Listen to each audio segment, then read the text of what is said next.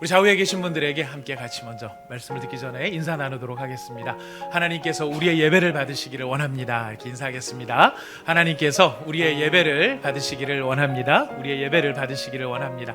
우리 한 번 더 같이 인사하도록 할까요? 하나님께서 당신에게 큰 위로를 주시기를 원합니다. 이렇게 인사하겠습니다. 하나님께서 당신에게 큰 위로를 주시기를 원합니다. 위로를 주시기를 원합니다. 위로 주시기를 원합니다. 이 시간에 우리가 함께 은혜 받을 하나님의 말씀을 봉독하겠습니다. 사도행전 14장 20절에서 28절까지의 말씀입니다.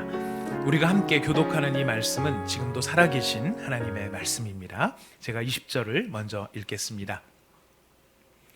제자들이 둘러섰을 때에 바울이 일어나 그 성에 들어갔다가 이튿날 바나바와 함께 더베로 가서 복음을 그 성에서 전하여 많은 사람을 제자로 삼고 루스드라와 이고니온과 안디옥으로 돌아가서 제자들의 마음을 굳게 하여 이 믿음에 머물러 있으라 권하고, 또 우리가 하나님의 나라에 들어가려면 많은 환난을 겪어야 할 것이라 하고, 각 교회에서 장로들을 택하여 금식 기도하며 그들이 믿는 주께 그들을 위탁하고 비시디아 가운데로 지나가서 밤빌리아에 이르러 말씀을 버가에서 전하고 아달리아로 내려가서 거기서 배 타고 안디옥에 이르니, 이곳은 두 사도가 이룬 그 일을 위하여 전에 하나님의 은혜에 부탁하던 곳이라.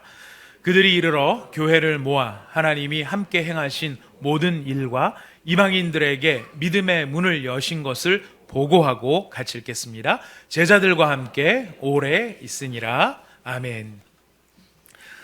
인생의 희로애락을 모두 경험한 솔로몬 왕이 그의 말년에 쓴 책이 있습니다.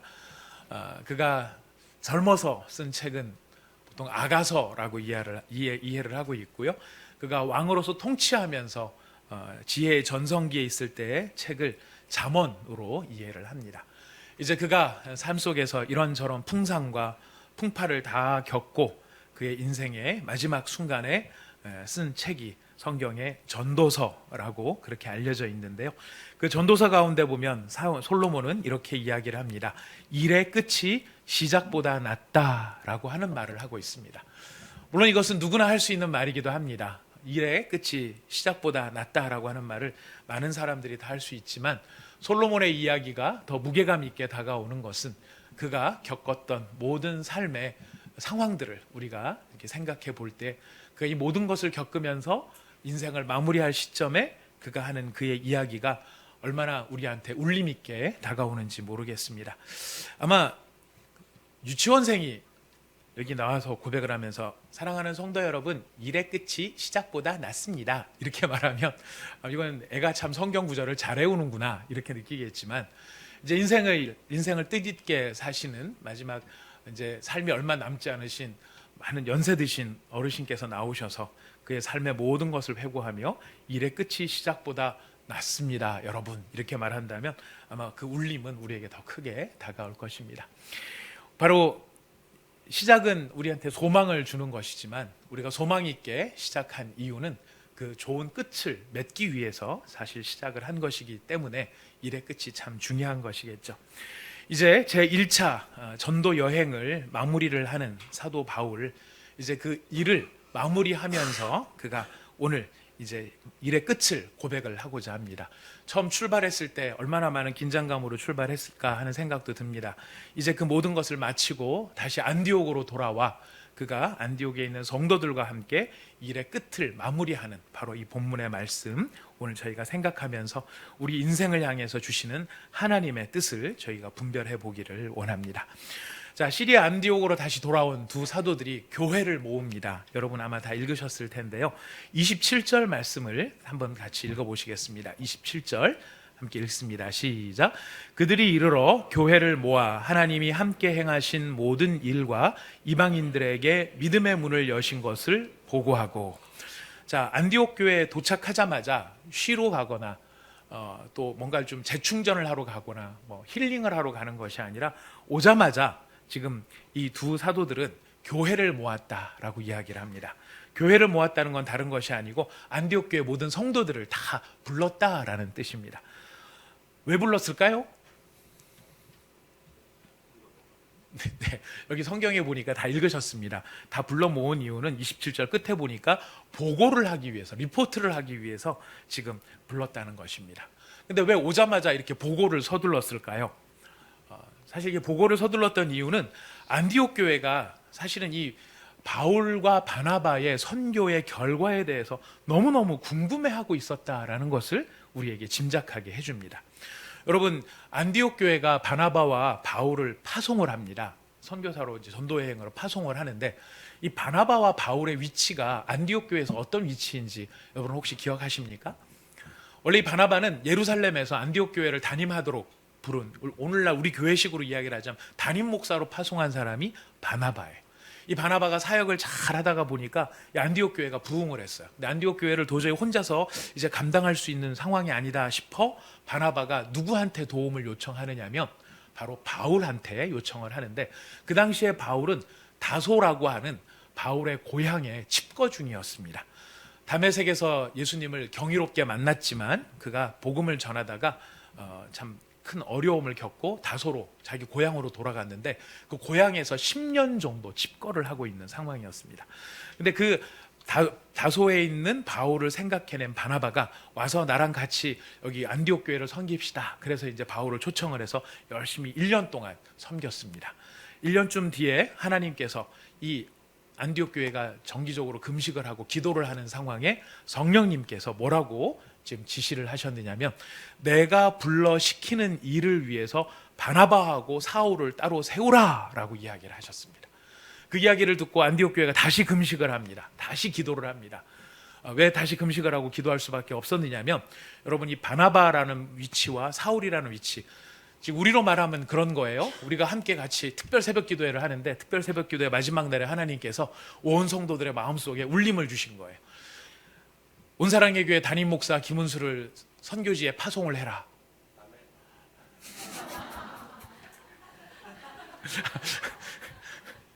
혼자는 안 나갈 겁니다, 조인재 집사님. 가면 같이 갈 겁니다. 네. 만약 이런 상황이 됐다고 하면은 얼마나 그 성도님들, 교회 입장에서는 사실 여러 가지로 고민할 일들이 같이 생기는 거죠.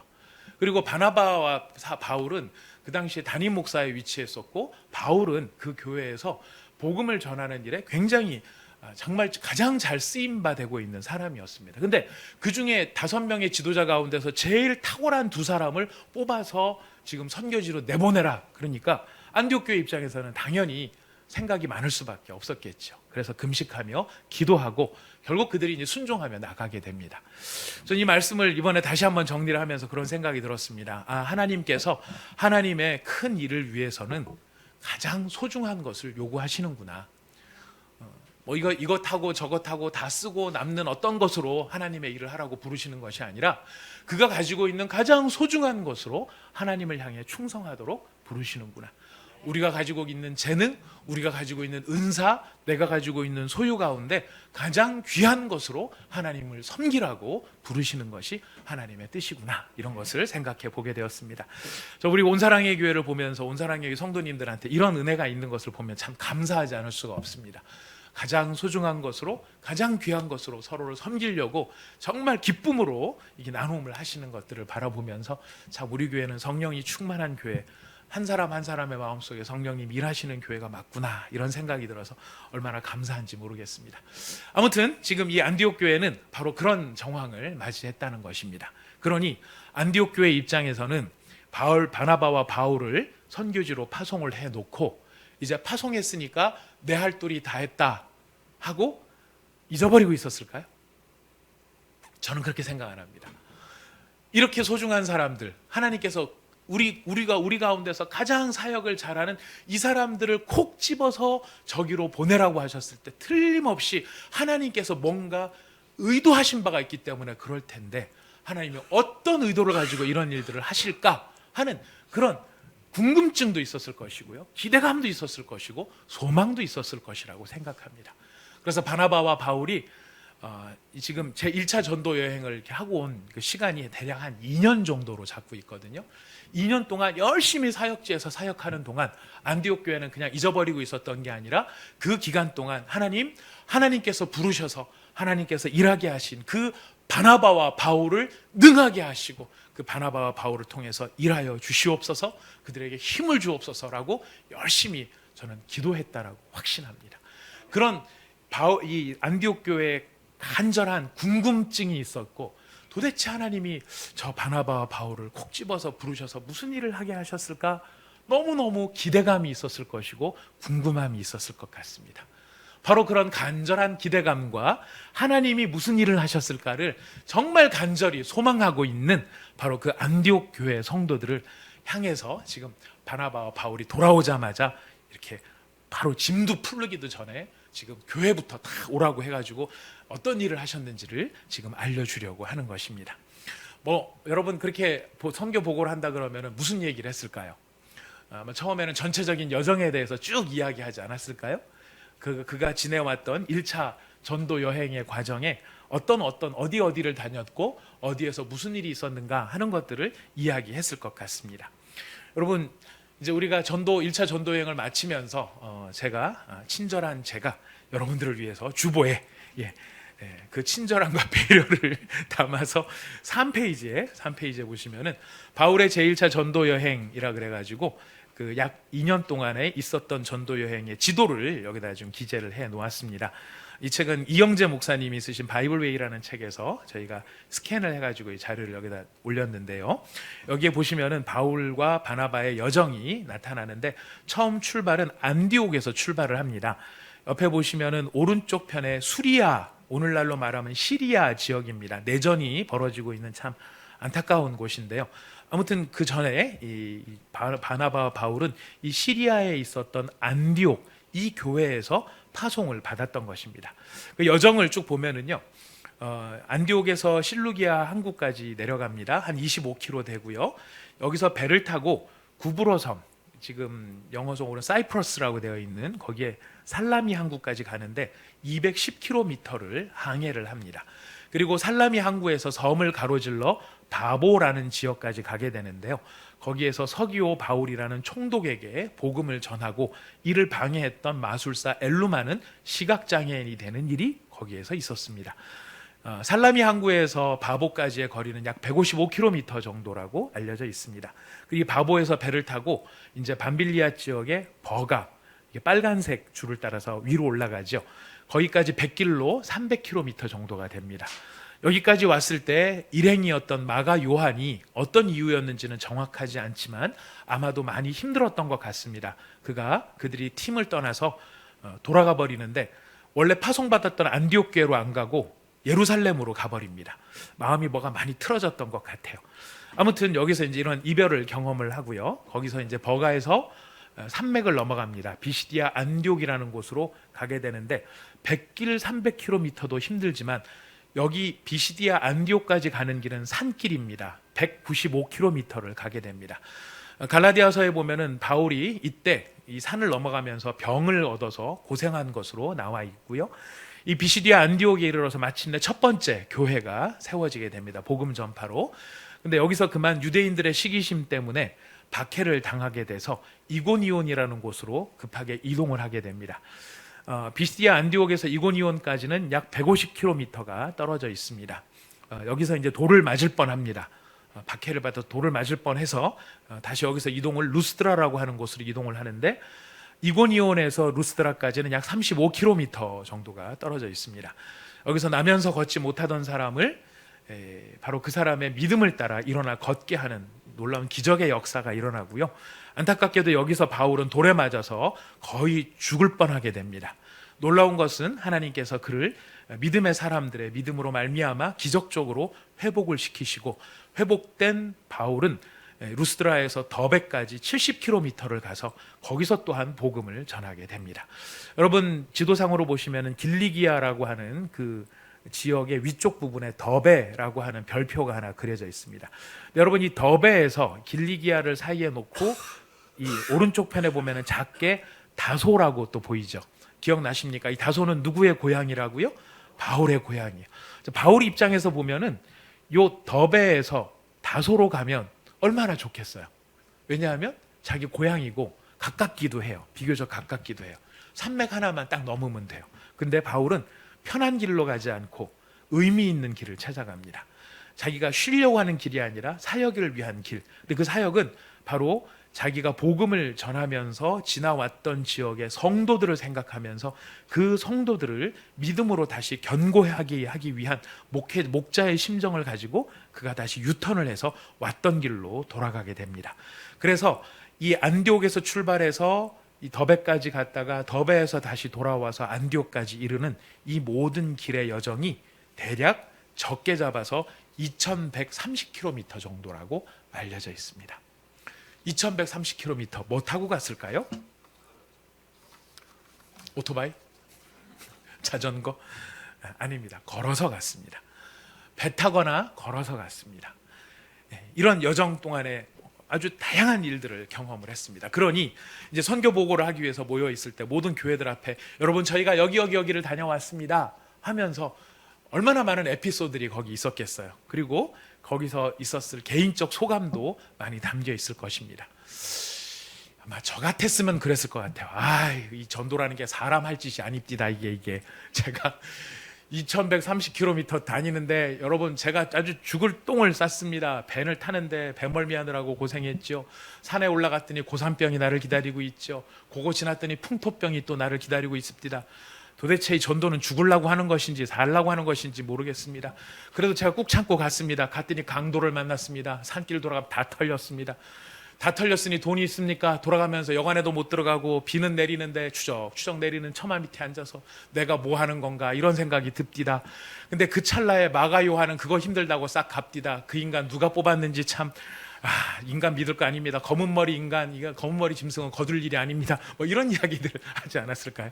너무 자연스럽게 막 나오지 않습니까? 네, 지나갑니다. 네, 그래서 가다가 보니 제가 돌도 맞았습니다. 돌을 맞았는데 여러분 그 돌 맞은 곳 아직도 낫지 않아가지고요. 비만 오면은 제가 쑤셔요. 제가 그때 돌 맞은 자국 2개가 여기 있어요. 여러분 아마 영화 보신 분들 계실걸요? 영화 우리 그 이정재 씨인가 거기 나온 영화 보면은 제가 만주에 있을 때 데라우치 하면서 총알 맞은 자국, 총자국 여기 2개 있습니다. 이런 그래도 안 오는 여러분 할 수 없습니다. 자, 아무튼 돌 맞은 자국이 여기 2개가 있습니다. 이런 이야기를 하면서 정말 고생했다는 이야기 했을 겁니다. 어쩌면 불평을 했을 수도 있어요. 아니 고생하는 일은 좀 돌아가면서 합시다. 누구는 뺑뺑이 돌고 누구는 편한 데 앉아서 말로 한몫 거들고 무슨 교회 일이 있다옵니까? 고생 좀 같이 해야 되는 거 아닙니까? 여러분 이런 이야기들 충분히 할 수 있었을 것 같아요. 근데 놀랍게도요.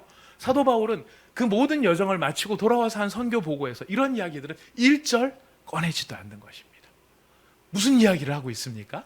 여러분 아까 읽으셨습니다. 사도 바울이 보고를 하는데 2가지를 보고합니다. 첫 번째 보고 내용은 하나님께서 이방인들에게 믿음의 문을 여셨다라고 하는 것을 보고하고요.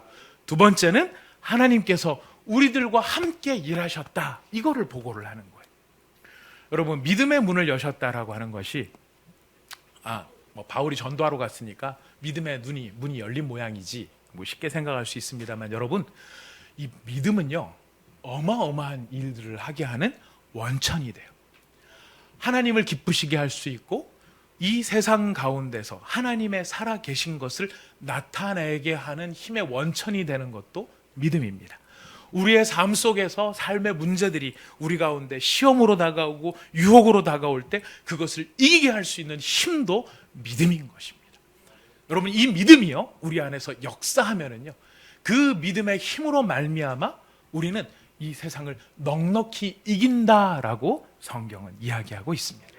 근데 문제는 무엇이죠? 이 믿음이 모든 사람의 것이 아니라고 하는 것이. 바울이 놀라는 것은 뭘 보면 놀라느냐면 어떻게 저 사람들이 믿음을 가질 수 있게 됐을까? 어떻게 저 사람들의 마음의 문이 열려서 하나님이 살아계신다는 사실을 진짜로 받아들일 수 있게 됐을까?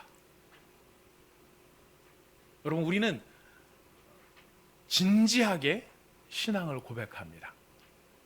어떤 진지함을 가지고 고백하느냐면 예수님께서 십자가에 달려 돌아가셨지만 사흘 만에 다시 살아나셨다는 사실을 실제로서 고백하는 사람들입니다. 그것을 내용이나 이론으로 이런 진술을 하는 것이 아니라 그것이 사실이라고 하는 것을 우리는 진지하게 고백하는 사람들입니다. 아니십니까? 여러분, 그런 믿음의 진지한 믿음의 주인공들이 되시기를 바랍니다. 여러분, 이런 이야기를 딱 하면 세상 사람들이 이런 이야기 들으면 어휴, 믿음 대단하네요, 엄청나네요, 여러분 정말 경이롭습니다, 존경할 만합니다, 이런 이야기를 합니까? 아니면 별 미친놈 다 보겠네, 이런 생각을 더 많이 할까요? 제가 봤을 때는 후자가 더 많습니다. 말은 노골적으로 못하지만 그걸 믿어? 무리를 걸었다고? 그걸 믿어? 5,000명을 먹였다고? 근데 지금 뭐 하는데? 그걸 믿어? 이런 상황들 앞에 우리는 얼마나 당황할지 몰라요. 하지만 우리는 당황하는 사람들이 아니라 어떤 사람들이에요? 그것을 사실로 진지하게 고백하고 그것을 고백하기 때문에 그 일을 행하신 예수님을 실제로 믿고 있는 사람들인 것입니다. 바로 이런 믿음이 이방인들에게 열린 거예요. 그래서 하나님이 천지를 지으셨다는 사실을 인정하고 하나님을 모르고 하나님을 떠나 하나님 없이 살아가는 것만큼 불쌍하고 처참한 인생이 없다라는 사실을 사실로서 고백하게 되고, 돈은 수없이 많이 가지고 있지만 저 사람이 예수를 모르고 있다라는 그것만큼 불쌍한 사람이 없다는 것을 알고 그를 진짜 긍휼히 여길 수 있는 그 사람, 바로 그런 믿음의 사람들이 되어졌다는 것이, 바로 그런 치명적인 일, 그것이 바로 죄일 뿐만 아니라 바로 우리가 지은 그 치명적인 죄의 대가를 대신 지불하기 위해서 예수님이 그리스도로 오셨고, 누구든지 예수를 그리스도로 모시기만 하면 예수 안에 있는 그 영광과 은혜와 평안을, 그 능력을 나의 것으로 받아 누리게 되어지는, 바로 그것이 우리가 가지고 있는 믿음의 실제인 것입니다. 그 믿음의 실제 안에서 우리는 하나님을 아버지라고 부르게 되었습니다. 그리고 아버지 되신 하나님께서는 하나님의 나라를 회복시켜 가시는 그 모든 과정에서 그 완성에 이를 때까지 자녀된 우리들을 보호해 주십니다. 하나님을 저항하고 하나님을 향해 이 순종하지 않으려고 하는 악한 사단의 각종 시험과 유혹에서 우리들을 지키시고 보호하시고 회복시켜 주십니다. 그리고 그 하늘의 기쁨을, 하늘의 평안을 나의 것으로 이 땅에서 맛보게, 그 맛배기로 우리한테 이루시고 영원한 하나님 나라를 소망하게 하시는 바로 그 일이 진짜가 되는 비결이 어디에 있어요? 바로 믿음의 눈을 통하여 마음에 믿음이 열릴 때 그 일이 사실로서 다가오게 된다는 것입니다. 저는 우리 온사랑의 교회를 위해서 날마다 기도할 때요, 우리 온사랑의 교회 성도들의 삶의 처지와 형편에서 하나님 이것도 들어주시고 저것도 들어주셔야 되겠습니다. 결혼도 해야 되겠고요, 아기도 가져야 되겠고요, 직장도 열려야 되겠고, 하나님 학교에 취업도 돼야 되겠고, 대학도 진학을 해야 되겠습니다. 하나님 사업도 잘 열려야 되겠습니다. 이 세상에 너무나 정말 기도할 일이 많은데 하나님 다 들어주셔야 되겠습니다. 정말 간절히 기도합니다. 하지만 여러분, 그 모든 기도보다 저에게 있는 가장 정말 중요한 기도의 제목이 뭐냐면, 하나님 우리 온사랑의 교회 성도들의 믿음이 진짜 믿음이 되게 하여 주시옵소서. 예수님이 실제로 믿어지게 하여 주시옵소서. 그래서 그 예수님을 부를 때 허공을 향해서 흩어지는 고백이 아니라, 있으면 좋겠다는 바람이 아니라, 예수님을 부를 때 그 마음속에 그 예수님의 임재가 체험되어지고 그 예수님의 실제가 경험되어질 수 있는 그런 믿음이 우리 온사랑의 교회 성도들에게 있게 하여 주시옵소서. 지금 바울이 이것을 보고 온 거예요. 보고 와서 안디옥 교회 성도들에게 간증을 하는 것입니다. 여러분, 하나님께서 이런 기적과 같은 일들을 이루셨습니다. 제 설득이 아니고요, 제 말빨이 아니고요, 하나님께서 그 마음을 여시고 그 마음 안에 이게 사실이라고 하는 것을 믿어지도록 하나님께서 일하셨습니다. 여러분, 우리를 파송하신 이유가 거기에 있었습니다. 가서 우리가 복음을 전했을 때 하나님께서 그들에게 우리와 동일한 믿음의 복을 허락하여 주셨습니다. 여러분, 하나님께서 여러분의 삶 속에서 어떤 응답을 하실 때 여러분들 까무라치실지 모르겠는데요, 여러분, 하나님께서 이 믿음을 주셔서 일을 이루시는 여호와 작정하셨다면 우리 가운데 선한 일을 작정하셨다면 우리를 통하여서 우리의 가까운 데 있는 사람들이 예수를 만나 그들의 영혼이 하늘의 소망을 두고 갈 수 있는 진짜 믿음의 사람이 되는 일들이 바로 여러분의 삶 속에서 간증으로 나타나기를 축복합니다. 두 번째로 지금 그들이 증언했던 내용은 하나님이 자신들을 통해서 하셨던 일이었습니다. 이방인들의 믿음의 문을 열기 위해서 선포하게 하셨고 필요하시다면 기적도 보여주셨습니다. 그런데 여러분, 선포도 중요하고 기적도 중요하지만 하나님의 이 놀라운 일들을 위해서 바울과 바나바한테 더 필요한 것이 있었어요. 그것이 뭔지 아십니까? 바울과 바나바가 갔던 길들이 너무 어려운 길이에요. 길도 아까 말했지만 여러분 말이 쉬워서 2130km죠.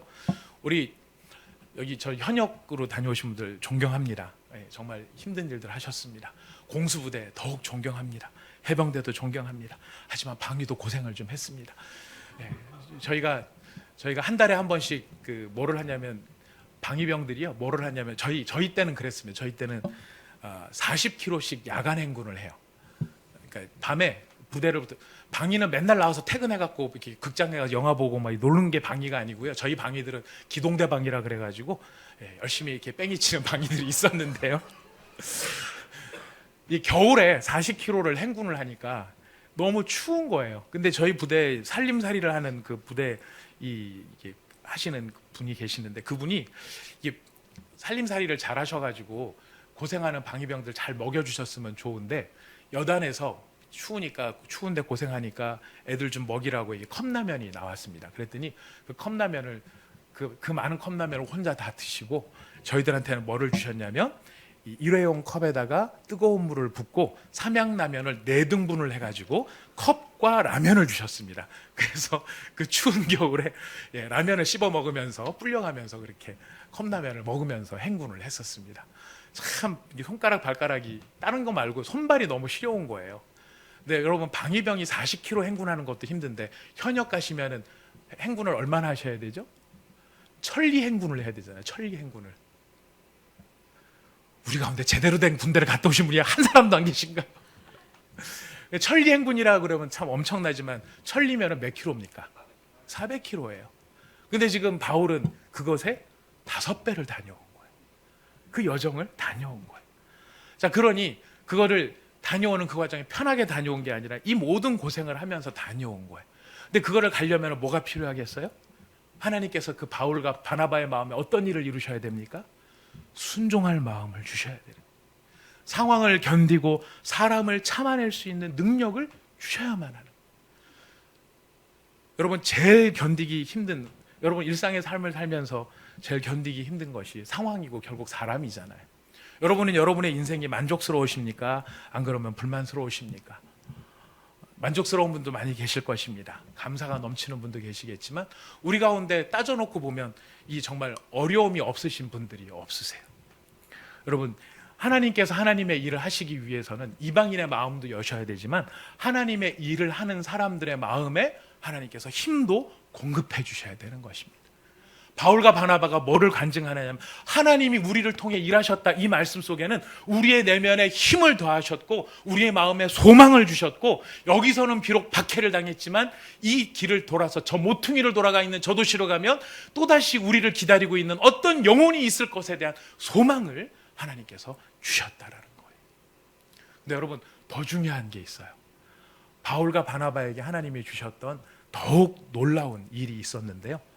바울과 바나바가 이 모든 일들을, 어려운 일들을, 이 모든 상황들 앞에서 중요한 것은 억울해하지 않았다는 거예요. 여러분 우리가 인생을 살면서 힘든 거는요, 큰 일이 있고 힘든 일이 있어서 크고 힘든 일 때문에 우리가 힘들 수도 있어요. 하지만요, 사람이 꼭 힘든 거는 무슨 남들이 봐도 크고 대단한 일 때문이 아니라 아주 작은 일이라도 그 일이 억울하게 느껴지면 견디지를 못하는 거예요. 우리 결혼해가지고 배우자나 이 배우자의 가정에 대해서 우리가 감사한 것도 있지만 어떤 때는 참 원통한 것도 있어요. 그 원통한 것에 있어서의 내용을 잘 들여다보면 그 안에 뭐가 담겨 있는 겁니까? 억울함이 담겨 있는 거예요. 왜 하필 이 사람을 만나서? 그죠? 그 사람 말고 많이 있었잖아요, 여러분. 능력자들이시잖아요. 얼마든지 초이스할 수 있었잖아요. 그때 나를 쫓아왔던 바로 그 사람, 창밖에서 노래를 불렀던 바로 그 사람. 왜 그 사람을 만났더라면 내가 이 고생을 안 할 텐데. 근데 하필 이 인간을 만나는 바람에 내가 이 고생을 하고 있다. 그러니 뭐하다?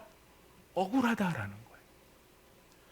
얼마나 교회가 많은데 하필 그때 우리 그 가족한테 내가 꼬여가지고 그때 그 교회를 가는 바람에 빼도 못하고 박도 못하고 내가 지금 여기에 나와서 저 목사를 만나고 있는 이것 억울하다. 그럴 수 있지 않겠어요?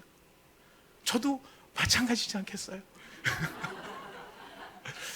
내가 이런 순장님을 만나서, 내가 이런 수도를 만나서 서로 억울해할 수 있거든요. 우리를 견디지 못하게 만드는 건 그게 억울하다고 느껴지기 때문에 못 견디는 거예요. 돈이 없어서가 아니고요, 남들보다 적게 벌면 억울한 거예요. 근데 여러분, 일을 감당할 수 있는, 사명을 감당할 수 있는 가장 큰 내면의 능력은 뭐냐면, 내가 지금 당하는 이 일이 억울한 일이 아니다. 이거를 깨달을 수 있다면 이건 감당할 수 있는 일이에요. 사도 바울이 돌 맞고 욕 먹고 쫓겨다니고 하는 이 일이 억울하다 했었으면 못했을 거예요. 근데 그걸 어떻게 감당할 수 있었어요? 그 일이 억울한 일이 아니죠. 왜 억울한 일이 아니라고 느꼈을까요? 그건 사도 바울이 경험한 본인의 경험 때문에 그래요. 바울은 원래 예수님을 핍박하던 사람이었어요. 바울이 돌 맞았지만요, 돌 맞기 전에 먼저 자기가 돌 던지던 사람이었어요. 스데반한테 돌을 던졌던 사람이었어요.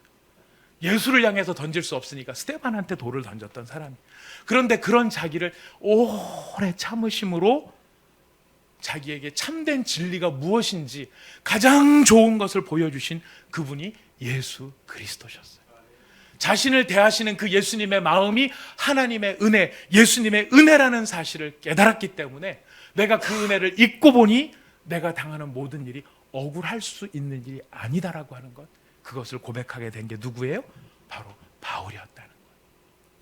지금 바울이 고백하는 것은 무엇입니까? 이방인들의 마음속에 믿음의 문이 열렸다는 것, 내가 이런 억울한 일을 당하고 힘든 일을 당했지만 그 힘든 일들을 감당할 수 있도록 나의 내면을 도우신 하나님이 계셨다. 그것이 무엇입니까? 하나님의 은혜라는 것입니다. 여러분, 하나님의 은혜라는 말은 다른 게 아니에요. 여러분, 하나님의 은혜 받으셨습니까? 그랬을 때 은혜 받았다 그러시죠. 어떤 마음으로 은혜라는 말을 쓰십니까? 이은혜, 조은혜, 박은혜 이런 은혜 말고, 우리 교회는 심은혜가 계십니다. 이 은혜 말고 은혜, 그러면은 뭐가 은혜죠?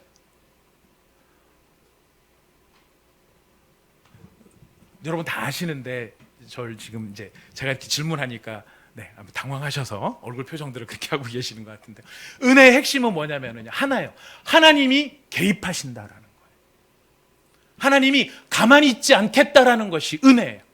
우리가 그냥 여기서 찬양하면서 은혜 받았다는 건 감동 받았다는 뜻인데 그 정도가 아니에요.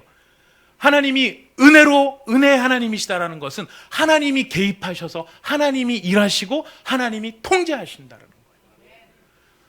바울이 은혜를 이야기할 수 있었던 이유가 있었어요. 여러분, 루스드라에서 바울이 돌에 맞아 죽을 뻔했거든요. 돌에 맞아 죽을 뻔한 그 일이요, 바울 입장에서는 굉장히 바울이 고통을 못 느끼는 사람 아니에요. 좀비 아닙니다. 바울이 신경이 차단된 사람 아니에요. 아플 것 다 느끼는 사람이에요. 근데 그가 거기에서 은혜를 말하는 이유가 뭔지 아세요? 여러분, 루스드라가 누구의 고향인지 혹시 아십니까? 루스드라가 누구의 고향이냐면 디모데의 고향이에요. 디모데를 어디서 만났느냐면 바로 자기가 돌 맞아 죽을 뻔한 바로 그 자리에서 믿음을 찾은 사람이 누구냐면 디모데였어요. 우리 디모데 후서를 한번 가보도록 하겠습니다. 디모데 후서 3장. 오늘 성경 여기 한 군데만 찾습니다. 디모데 후서 3장 10절부터 12절 같이 읽어보겠습니다.